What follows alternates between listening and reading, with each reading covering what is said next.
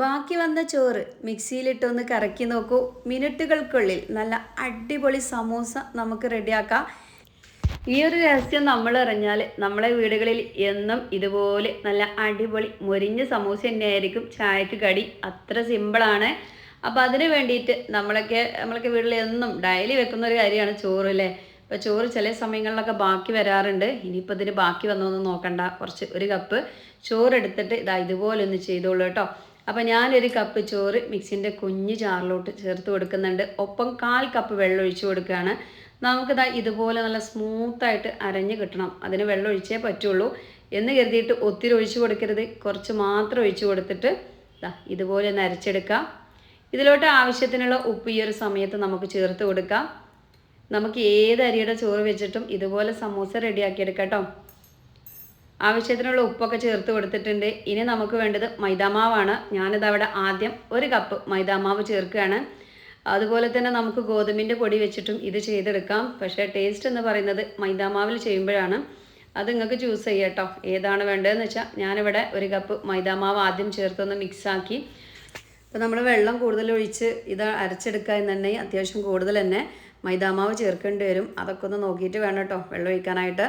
അപ്പോൾ എനിക്കിതിലോട്ട് കറക്റ്റായിട്ട് വന്നത് 1.5 കപ്പ് മൈദ വെച്ചാണ് ഞാനിതൊന്ന് കറക്റ്റ് മാവ് നമുക്ക് കുഴച്ചെടുക്കുക എന്ന് പറയാൻ പറ്റില്ല. അത്രയും സോഫ്റ്റ് ആയിരിക്കും കേട്ടോ ഈ ഒരു മാവ്. വലിയൊരു മെനക്കെട്ട പരിപാടികളൊന്നുമില്ല. ഈ ഒരു സമയം ഉണ്ടല്ലോ, ജസ്റ്റ് നമ്മളിങ്ങനെ മാവൊന്ന് കൂട്ടിയെടുക്കുന്ന ഈ ഒരു സമയം മാത്രമേ വരുള്ളൂ. കുഴയ്ക്കുക അങ്ങനെയുള്ള ഒരു പരിപാടിയില്ല കേട്ടോ. ചോറ് ചേർത്തുകൊണ്ട് തന്നെ നല്ല സ്മൂത്തായിരിക്കും. അപ്പോൾ ഇനി നിങ്ങൾക്ക് മൈദാമാവ് ഒറ്റയ്ക്ക് വെച്ചിട്ട് ചെയ്യണമെങ്കിൽ ചെയ്യാം. പക്ഷേ ടേസ്റ്റ് ചോറ് കൂട്ടി അരച്ച് ചെയ്യുമ്പോഴാണ്. ഇതിലോട്ട് കുറച്ച് ക്രഷ് ചെയ്തിട്ടുള്ള കുരുമുളക് കൂടി ചേർക്കുന്നുണ്ട് കേട്ടോ. ചെറിയ രീതിയിലൊന്ന് സ്പൈസി ആകുമ്പോൾ നല്ല ടേസ്റ്റാണ് കഴിക്കാനായിട്ട്. കുരുമുളക് കൂടിയും ചേർത്തിട്ട് നമുക്കിത് നല്ല രീതിയിലൊന്ന് കുഴച്ചെടുക്കല്ല, ജസ്റ്റ് കൈ വെച്ചിട്ട് ഒന്ന് ഉരുട്ടിയെടുക്കുക കേട്ടോ. അത്രയേ ഉള്ളൂ, കുഴക്കേണ്ട ആവശ്യമില്ല. അത്രയും സോഫ്റ്റാണ് ഈ ഒരു മാവ്.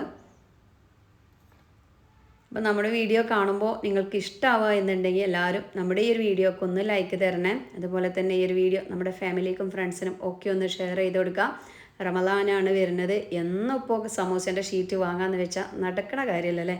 അത്യാവശ്യം നല്ല വിലയുണ്ട്, 80 രൂപ.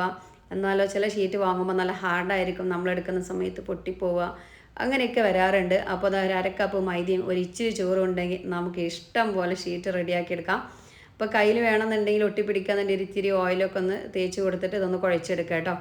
അപ്പോൾ ഇതിൻ്റെ മുകളിൽ ഒരു ഇത്തിരി ഓയിലും കൂടി സൺഫ്ലവർ ഓയിലാണ് ഒഴിച്ച് കൊടുത്തിട്ട് നമുക്കൊരു 2 മിനിറ്റ് ഇതൊന്ന് അടച്ചു വെക്കാം. ആ ഒരു സമയം കൊണ്ട് ഇതിലോട്ടുള്ള ഫില്ലിങ്സ് നമുക്ക് റെഡിയാക്കാം.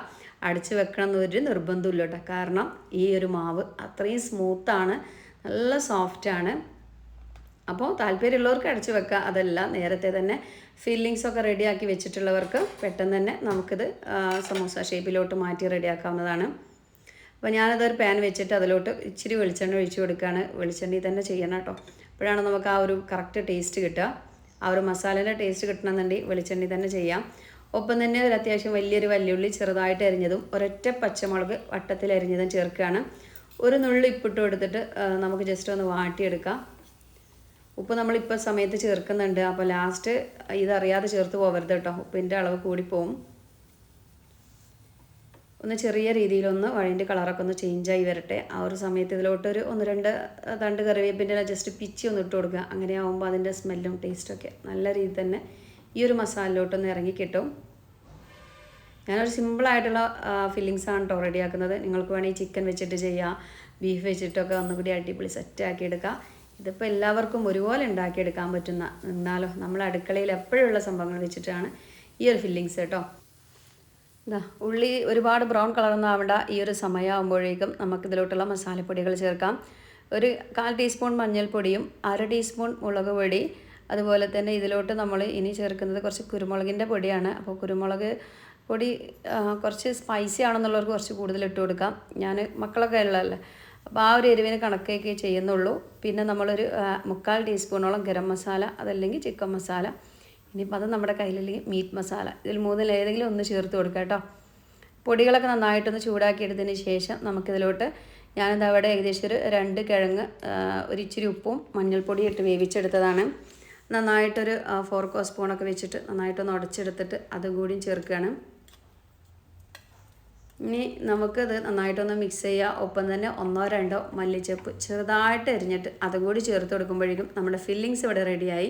ഞാനിത് മാത്രമേ ചേർക്കുന്നുള്ളൂ. താല്പര്യമുള്ളവർക്ക് ചിക്കൻ ഫ്രൈ ചെയ്തിട്ട് അതൊന്ന് പിച്ചിട്ട് കൊടുക്കാം, ബീഫ് ചേർത്ത് കൊടുക്കുക, ക്യാരറ്റ് ചേർത്ത് കൊടുക്കുക, ഗ്രീൻ പീസ് ചേർത്ത് കൊടുക്കുക. അങ്ങനെ അടിപൊളിയാക്കിയിട്ട് എടുക്കുക കേട്ടോ. അപ്പോൾ ഇതാ നമ്മൾ കുറച്ച് മല്ലിച്ചപ്പ് ഇതെന്തായാലും സ്കിപ്പ് ചെയ്യരുത്. പ്രത്യേകിച്ച് സമൂസയിലൊക്കെ മല്ലിച്ചപ്പിൻ്റെ ആ ഒരു ടേസ്റ്റ് വേറൊരു ലെവലാണല്ലേ. അതിങ്ങനെ കഴിക്കുമ്പോൾ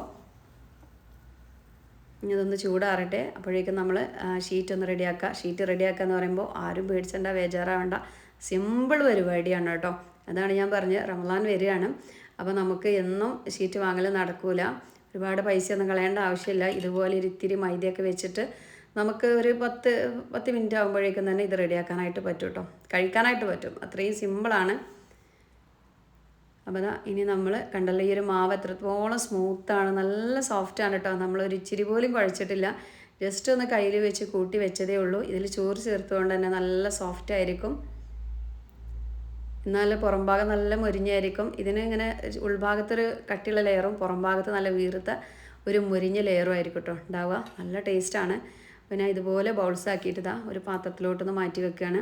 കയ്യിലൊട്ടി പിടിക്കുന്നുണ്ട് എന്നുണ്ടെങ്കിൽ കയ്യിലൊരു ഇച്ചിരി സൺഫ്ലവർ ഓയിൽ ഒന്ന് തേച്ച് കൊടുക്കാം.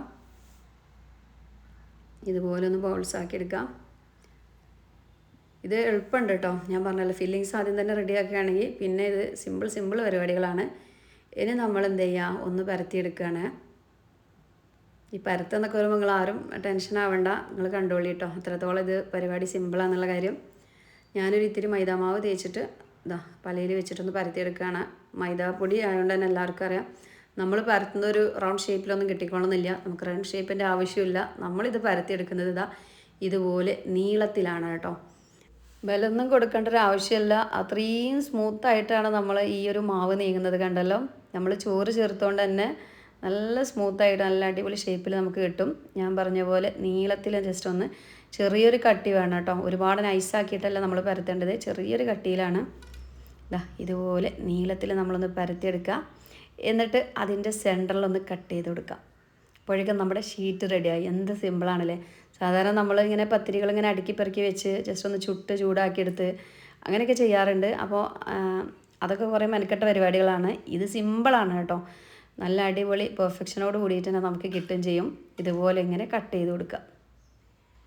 കണ്ടോ. ഇനി നമ്മളെങ്ങനെ ഇത് സമൂസേൻ്റെ ഷേപ്പിലോട്ട് മാറ്റുന്നത് നോക്കിയോളൂ. ഇതുപോലെ ജസ്റ്റ് പച്ചവെള്ളം ഒന്ന് തൊട്ട് നനച്ച് കൊടുക്കുക. അതിനുശേഷം ഉള്ളിലോട്ട് ഫില്ലിങ്സ് വെച്ചിട്ട് ഇത്രയേ ഉള്ളൂ പരിപാടി. കണ്ടല്ലോ, സിമ്പിളല്ലേ. സിമ്പിളാണ് കേട്ടോ. അപ്പോൾ ഒരു പ്രാവശ്യം നമ്മളിത് വീട്ടിൽ ചെയ്യുകയാണെങ്കിൽ സമൂസയ്ക്ക് ഇഷ്ടമല്ലാത്ത ആർക്കാലേ, എല്ലാവർക്കും ഭയങ്കര ഇഷ്ടമാണ്. നമ്മൾ കടയിൽ പോയി വാങ്ങുമ്പോൾ അതിന് അത്യാവശ്യം നല്ല റേറ്റ് കൊടുക്കണം. അപ്പോൾ അതിൻ്റെ ഒന്നും ആവശ്യമില്ല, നമ്മൾ തന്നെ ചെയ്യാവുന്നതേ ഉള്ളൂ കേട്ടോ. അപ്പോൾ ഞാനിതാ മുഴുവനായിട്ട് ആദ്യം ഇങ്ങനെ പരത്തി വെക്കുകയാണ്. അപ്പോൾ പലർക്കും നമ്മൾ ഈ ഒരു പരത്തി വെക്കുന്ന സമയത്ത് നിങ്ങളിങ്ങനെ ചെയ്യാന്നുണ്ടെങ്കിൽ പരത്തി വെക്കുന്ന സമയത്ത് അടിയിൽ പൊടി തട്ടിയിട്ട് വേണം ഇട്ട് കൊടുക്കാൻ. കാരണം ഗോതമ്പ് പൊടിയല്ല, ഇത് മൈദാമാവാണ്. തമ്മിൽ ഒട്ടിപ്പിടിക്കാനുള്ള ചാൻസ് ഒത്തിരിയാണ്. കൂടുതൽ നമ്മൾ ചോറും ചേർത്തിട്ടുണ്ട്. അപ്പോൾ അതൊക്കെ ഒന്ന് ശ്രദ്ധിക്കുക കേട്ടോ. ഞാൻ പൊടി ഇട്ട് കൊടുത്തതിന് ശേഷമാണ് ഓരോന്ന് ഇങ്ങനെ അട്ടിക്ക് വെച്ച് കൊടുക്കുന്നത്. എനിക്ക് പെട്ടെന്ന് ഇങ്ങനെ കട്ട് ചെയ്തെടുക്കാമെന്ന് കരുതിയിട്ടാണ്. അപ്പോൾ അട്ടിക്ക് വെച്ചാൽ ചിലപ്പോൾ ഒട്ടി പിടിക്കും. അപ്പോൾ എന്ത് ചെയ്യുക, ഫസ്റ്റ് തന്നെ ഇതുപോലെ കട്ട് ചെയ്യുന്നവർക്ക് ഇങ്ങനെ കട്ട് ചെയ്ത് ഇങ്ങനെ വെച്ച് കൊടുത്താൽ മതി കേട്ടോ. പിന്നെ നമുക്ക് പെട്ടെന്ന് പരിപാടി നോക്കാമല്ലോ. അപ്പോൾ പച്ചവെള്ളം ജസ്റ്റ് ഇതുപോലെ ഒന്ന് തൊട്ട് കൊടുക്കുക. എന്നിട്ട് ഒന്ന് പ്രസ് ചെയ്ത് കൊടുക്കുമ്പോഴേക്കും നല്ല രീതിയിൽ ഒട്ടിക്കിട്ടും കേട്ടോ. പിന്നെ അതിൻ്റെ ഉൾഭാഗത്തോട്ട് ഫില്ലിങ്സ് വെച്ച് കൊടുത്താൽ മതി. കണ്ടല്ലോ, ഞാൻ പറഞ്ഞ പോലെ ചിക്കനോ ബീഫൊക്കെ ഇട്ട് ഒന്ന് സൂപ്പറാക്കി എടുക്കാം കേട്ടോ. അപ്പോൾ ഇനി സമൂസേൻ്റെ ഷീറ്റ് ഇല്ല എന്ന് കരുതിയിട്ട് ആരും റമദാനിക്കൊന്നും സമൂസ റെഡിയാക്കാതിരിക്കരുത്. ഇതുപോലെയൊക്കെ ഉണ്ടാക്കി കൊടുക്കുക. മക്കളൊക്കെ വളരെ സന്തോഷത്തോടു കൂടി നല്ല രുചിയോട് കൂടിയിട്ട് തന്നെ അവ കഴിക്കും കേട്ടോ. കണ്ടോ. പിന്നെ നമ്മൾക്ക് ആ ഒരു കറക്റ്റ് ഷേപ്പ് കിട്ടിയെന്ന് വെച്ചാൽ ചെറുങ്ങനെ അങ്ങോട്ടും ഇങ്ങോട്ടൊക്കെ മാറ്റം ഉണ്ടാവും. എങ്കിലും കുഴപ്പമില്ല, മാഷാഅല്ലാ നല്ല ടേസ്റ്റ് ഉണ്ട്. ഒപ്പം നമ്മൾ സമൂസ കഴിക്കുന്ന അതേ ഒരു ഫീലും കാര്യങ്ങളൊക്കെയാണ്. ചെറിയൊരു മാറ്റമൊക്കെ ഉണ്ട് കേട്ടോ ഷേപ്പിനല്ലേ. അവിടെ ഇവിടെയൊക്കെ ചെറിയൊരു ഇതൊക്കെ ഉണ്ട്. എന്നാലും സിമ്പിളല്ല പരിപാടി. അപ്പോൾ ഇഷ്ടമായി എന്നുണ്ടെങ്കിൽ എല്ലാവർക്കും ഈ ഒരു വീഡിയോ ഒന്ന് ഷെയർ ചെയ്ത് കൊടുക്കുക. എല്ലാവരും ഉണ്ടാക്കട്ടെ. പ്രത്യേകിച്ച് റമദാനിൽ ജ്യൂസും ഇതുപോലെയുള്ള പൊരിക്കടികളൊക്കെ ആയിരിക്കും എല്ലാവർക്കും ഇഷ്ടമല്ലേ. അപ്പോൾ ഡെയിലി കടയിൽ നിന്നൊക്കെ വാങ്ങി കഴിക്കാതെ നമ്മുടെ വീട്ടിൽ തന്നെ ഇതുപോലെയൊക്കെ ഒന്ന് റെഡിയാക്കുക. ഞാൻ പറഞ്ഞ പോലെ മൈദാമാവ് നിങ്ങൾക്ക് പറ്റില്ല എന്നുണ്ടെങ്കിൽ നമുക്ക് ഗോതമ്പിൻ്റെ പൊടി വെച്ചിട്ടും ഇത് ചെയ്തെടുക്കാം കേട്ടോ. അപ്പോഴും നല്ല അടിപൊളിയായിട്ട് തന്നെ നമുക്ക് കിട്ടും. അങ്ങനെയുള്ളവർക്ക് അങ്ങനെയും ചെയ്യാം. പിന്നെ മൈദാമാവിൽ ചെയ്യുമ്പോൾ ഒരു പ്രത്യേക ടേസ്റ്റ് വേറെയാണ് കേട്ടോ. അപ്പോൾ പരിപാടി സിമ്പിളാണെന്ന് കരുതണേ. എനിക്ക് സിമ്പിളായിട്ടാണ് കേട്ടോ തോന്നിയത്. വലിയൊരു പണിയും കാര്യങ്ങളൊന്നുമില്ല. മാവ് കുഴച്ച് കൈ വേദനയ്ക്ക് അങ്ങനെ ഒരുപാട് പ്രസ് ചെയ്ത് പരത്തിയെടുക്കുക അങ്ങനെയൊന്നുമില്ല. നമ്മൾ ചോറ് ചേർത്തുകൊണ്ട് തന്നെ ജസ്റ്റ് നമ്മൾ ആ ഒരു പ്രസ് ഒന്ന് ജസ്റ്റ് പരത്തുമ്പോഴേക്കും തന്നെ നല്ല രീതിയിൽ തന്നെ പരന്നും കിട്ടും. നല്ല അടിപൊളി സെറ്റായിട്ട് കിട്ടുന്നുണ്ട്. ഇതിൽ ഞാൻ കുറച്ച് കുരുമുളക് ക്രഷ് ചെയ്ത് പൊടിയിൽ ചേർത്തിട്ടുണ്ട്. താല്പര്യമുള്ളവർക്ക് ചേർക്കാം കേട്ടോ. അങ്ങനെ ചേർക്കുമ്പോൾ ഇടയിലിങ്ങനെ ഒരു ടേസ്റ്റ് വേറെയാണ്. അപ്പോൾ മുഴുവനും ഞാനിതാ ഇതുപോലെ അടിപൊളി സെറ്റാക്കി എടുത്തു. ഇനി നമുക്ക് പെട്ടെന്ന് തന്നെ ഇത് ഫ്രൈ ചെയ്യാനായിട്ട് പോവാം. ഇതിനിപ്പോൾ നിങ്ങൾ മൈദാമാവൊന്നും കലക്കിയെടുക്കേണ്ട ആവശ്യമില്ല. പച്ച വെള്ളത്തിൽ ജസ്റ്റ് ഇതുപോലെ തൊട്ട് ഒട്ടിച്ച് കൊടുത്താൽ മതി. നല്ല രീതിയിൽ തന്നെ ഒട്ടിക്കിട്ടും കേട്ടോ. അപ്പോൾ ഞാനൊന്ന് എന്ത് ചെയ്തു, ഇതുപോലെ മൈദ വെച്ചിട്ട് വെള്ളമൊന്നും ചേർക്കാതെ ജസ്റ്റ് ഒന്ന് പ്രസ് ചെയ്ത് വെച്ചിട്ടുണ്ട്. നമുക്ക് നോക്കാം അതിൻ്റെ അവസ്ഥ എന്താണെന്നുള്ള കാര്യം. ഇനി ഇതാ അതിങ്ങനെ കാണുമ്പോൾ ഷേപ്പില്ലാന്ന് തോന്നും. നമുക്ക് ഫ്രൈ ചെയ്ത് വരിക, അപ്പോഴേക്കും കാര്യങ്ങളൊക്കെ മനസ്സിലാവും കേട്ടോ.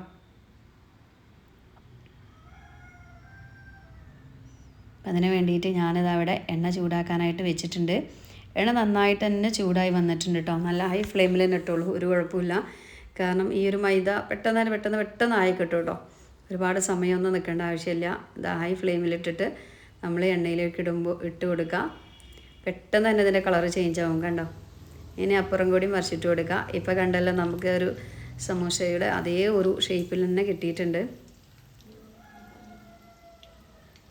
കണ്ടോ, നന്നായിട്ട് വീർത്ത് പൊങ്ങി വന്നിട്ടുണ്ട് കേട്ടോ. നമ്മൾ പപ്പടമൊക്കെ വെള്ളക്കുന്ന അതുപോലെ കണ്ടല്ലോ, നല്ല അടിപൊളി ഷേപ്പിൽ തന്നെ കിട്ടും. അപ്പോൾ നിങ്ങളും ചെയ്ത് നോക്കാം കേട്ടോ. അപ്പോൾ നമ്മൾ ഒന്നാമത്തെ ട്രിപ്പ് ഇവിടെ ആയിട്ടുണ്ട്. എണ്ണയിലേക്ക് ഇട്ട് കൊടുക്കുമ്പോഴേക്കും തന്നെ അതിൻ്റെ ആ ഒരു ഭാഗം തന്നെ പെട്ടെന്ന് തന്നെ ബ്രൗൺ കളറായി മാറും. ആ ഒരു സമയത്ത് തിരിച്ചിട്ട് എടുക്കുക അത്രയേ ഉള്ളൂ. പിന്നെ പലർക്കും ഡൗട്ടായിരിക്കും ഇതിൽ ചോറ് ചേർത്തുകൊണ്ട് എണ്ണ കുടിക്കുമെന്ന്. ഇല്ല കേട്ടോ, നമ്മൾ ഹൈ ഫ്ലെയിമിലിട്ടിട്ടാണ് ഇത് വേവിച്ചെടുക്കുന്നത്. അതുകൊണ്ട് തന്നെ എണ്ണ അങ്ങനെ ഒട്ടും കുടിക്കാത്ത നല്ല ടേസ്റ്റി ആയിട്ടുള്ളൊരു സമൂസയാണ്. കണ്ടല്ലോ, നമ്മളിപ്പോൾ ആ ഒരു സ്റ്റീനറിലോട്ട് മാറ്റിയത് കാണുമ്പോൾ തന്നെ നിങ്ങൾക്കറിയാം. നമ്മളെ ചട്ടിയിൽ ഇത് കണ്ടല്ലോ നന്നായിട്ട് വീർത്ത് പൊങ്ങി വരുന്നുണ്ട് കേട്ടോ. പറ്റും എന്നുള്ളവർ ഇന്ന് ഈവനിങ്ങിൽ ഈ ഒരു ചായക്കട ഒന്ന് റെഡിയാക്കി നോക്കിയിട്ട് എല്ലാവരും ഒന്ന് ഫീഡ്ബാക്ക് അറിയിക്കണേ. ചോറൊക്കെ ഇപ്പം നമ്മുടെ വീടുകളിലുണ്ടാവും. ഒപ്പം തന്നെ ഈ നമ്മളിപ്പോൾ ഫില്ലിങ്സ് ആയാലും കാര്യങ്ങളും ഉണ്ട്. അപ്പോൾ എന്തായാലും ഒന്ന് ചെയ്ത് നോക്കിയിട്ട് എത്രത്തോളം സിമ്പിളാണെന്നുള്ള കാര്യം നിങ്ങളൊന്ന് ഫീഡ്ബാക്കായിട്ട് അറിയിക്കുക കേട്ടോ. മുഴുവനും നമ്മളിതാ കോരി മാറ്റിയാണ്. നമ്മൾ കോരി സ്റ്റെയിനിലോട്ട് മാറ്റി വെച്ചത് കാണുമ്പോൾ തന്നെ അറിയാം അതിൽ എണ്ണയുടെ അംശമോ കാര്യങ്ങളോ ഒന്നുമില്ല. നല്ല മൊരിഞ്ഞ് ഫ്രഷ് ആയിട്ടാട്ടോ നിൽക്കുന്നത്. അതുപോലെ തന്നെ നമുക്കെല്ലാവർക്കും അറിയാം ചോറ് നല്ല സോഫ്റ്റാണ്. ഇത് ചൂടോടെ കഴിക്കുമ്പോൾ നല്ല മൊരിഞ്ഞ് നല്ല ക്രിസ്പി ആയിരിക്കും. തണുക്കുന്നതോട് കൂടിയിട്ട് നല്ല സോഫ്റ്റായിട്ട് മാറും. അപ്പോൾ എപ്പോഴാണോ ഞാൻ പറഞ്ഞല്ലോ, എപ്പോഴാണോ നമ്മൾ ഇതുപോലെയൊക്കെ ഒന്ന് ഒട്ടിച്ച് റെഡിയാക്കി വെക്കുക, എപ്പോഴാണോ നമുക്ക് പൊരിക്കേണ്ട സമയം, ആ ഒരു കറക്റ്റ് സമയത്തൊന്ന് ഫ്രൈ ചെയ്തെടുത്താൽ മാത്രം മതി കേട്ടോ. ചൂടോടെ കൂടി കഴിക്കാൻ നല്ല കറുമുറാന്ന് കടിച്ച് കഴിക്കാം. അപ്പോൾ അതാ ഉള്ളിലൊക്കെ നല്ലതായിട്ട് വീർത്ത് വന്ന് നല്ല ഫില്ലിങ്സൊക്കെ അടിപൊളി സെറ്റായിട്ട് കിട്ടിയിട്ടുണ്ട്. അപ്പോൾ നിങ്ങൾക്ക് ഇഷ്ടമായി എന്നുണ്ടെങ്കിൽ എല്ലാവരും നമ്മുടെ ചാനലൊന്ന് സബ്സ്ക്രൈബ് ചെയ്തിട്ട് ഓൾ എന്നുള്ളൊരു ഓപ്ഷൻ ഒന്ന് നീക്കി കൊടുക്കാം. ഒപ്പം തന്നെ ഈ ഒരു വീഡിയോ നമ്മുടെ ഫാമിലിക്കും ഫ്രണ്ട്സിനും ഒക്കെ ഒന്ന് ഷെയർ ചെയ്ത് കൊടുക്കാം. സിമ്പിൾ ആൻഡ് ടേസ്റ്റി റെസിപ്പിയാണ്. അപ്പോൾ ഇനി റമദാനിൽ സമൂസ ഷീറ്റിനായിട്ട് ആരും ഓടണ്ട, ഒരുപാട് പൈസ കൊടുത്ത് ഡെയിലി വാങ്ങണ്ട. ഇതുപോലെ നമുക്ക് റെഡിയാക്കിയെടുക്കുക. അതും വളരെ എളുപ്പത്തിൽ. തലേ ദിവസത്തെ ചോറൊക്കെ ബാക്കിയുണ്ടെങ്കിൽ നമ്മളൊന്നെങ്കിൽ എന്ത് ചെയ്യും, ഫ്രിഡ്ജിൽ വെച്ചത് നമുക്ക് ഓർമ്മ ഉണ്ടാവും. പിന്നെ നമ്മളിത് എടുക്കാൻ മറക്കും. 2, 3, 4 ദിവസം കഴിഞ്ഞാലും പിന്നെ അതിനൊരു ബാഡ് സ്മെല്ല് വരും. പിന്നെ അത് കഴിക്കാൻ പറ്റാത്ത അവസ്ഥയിലോട്ട് മാറും. ഒന്നെങ്കിൽ അത് കോഴിക്കൊക്കെ കൊടുക്കും, അല്ലെങ്കിൽ വേസ്റ്റിലോട്ട് തള്ളും. അപ്പോൾ അതിനൊന്നും നിൽക്കണ്ട. കോഴികൾക്ക് ആടിനൊക്കെ കൊടുക്കണം കേട്ടോ, നമ്മളല്ലാതെ അവർക്ക് ആരും കൊടുക്കാനല്ലേ. അപ്പോൾ വേസ്റ്റിലോട്ട് തള്ളുന്നതിന് മുന്നേ, കേട് വരുന്നതിന് മുന്നേ തന്നെ ഇതുപോലെ നല്ല അടിപൊളി സമൂസയൊക്കെ ഉണ്ടാക്കി നോക്കുക. വലിയൊരു പണിയും കാര്യങ്ങളൊന്നുമില്ലല്ലോ, സിമ്പിളല്ലേ പരിപാടി. കണ്ടല്ലോ അതിൻ്റെ ഉൾവശമൊക്കെ, പുറമേ നല്ല മുരിഞ്ഞിട്ടും ഉള്ളിൽ നല്ല സോഫ്റ്റ് ഫില്ലിങ്സോട് കൂടിയിട്ടുള്ള ടേസ്റ്റി ആയിട്ടുള്ള സമൂസയാണ്. അപ്പോൾ ഇൻഷാ അല്ലാ ഇന്നത്തെ നമ്മുടെ വീഡിയോ ഇത്രയേ ഉള്ളൂ. നിങ്ങൾക്ക് ഇഷ്ടപ്പെട്ടു എന്ന് കരുതുകയാണ്. ഇഷ്ടപ്പെട്ടാൽ ഈ ഒരു വീഡിയോയ്ക്ക് എല്ലാവരും ലൈക്ക് കൊടുക്കുക. എല്ലാവരിലേക്കും ഇതൊന്ന് ഷെയർ ചെയ്ത് എല്ലാവരും നമ്മളൊന്ന് സപ്പോർട്ട് ചെയ്യണേ. അപ്പോൾ നാളെ വരാം. എല്ലാവരോടും അസ്സലാമു അലൈക്കും.